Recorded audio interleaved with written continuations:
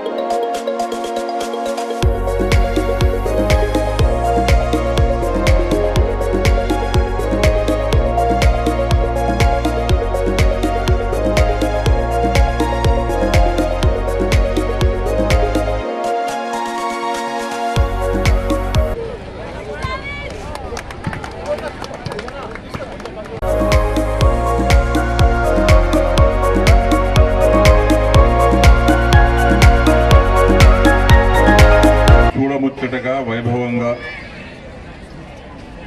క్రీడా స్ఫూర్తితో ఏర్పాటు చేయబడినటువంటి ఉభయ జిల్లాల ఉమెన్ మెన్ వాలీబాల్ టోర్నమెంట్కు చాలా చక్కగా ఆడండి. ఈ క్రీడల్లో గెలుపు ఓటములు సమానమే. ఎందుకంటే గెలుపు ఓటములు గెలుపునైనా అంతే మనసుతో స్వీకరించాలి, ఓటమినైనా అంతే మనసుతో స్వీకరించాలి. అలాంటి యొక్క క్రీడా స్ఫూర్తితో ఈ క్రీడలు జరుపుకోవాలి. ఇంత మల్లేష్ గౌడ్ గారు అన్నట్టుగా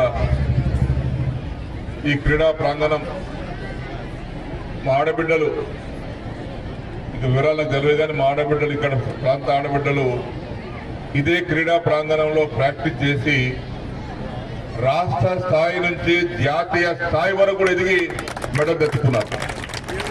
అంటే బాన్స్వాడ క్రీడా ప్రాంగణంలో గ్రామ స్థాయిలో పల్లెటూరులో పుట్టినటువంటి ఆడబిడ్డ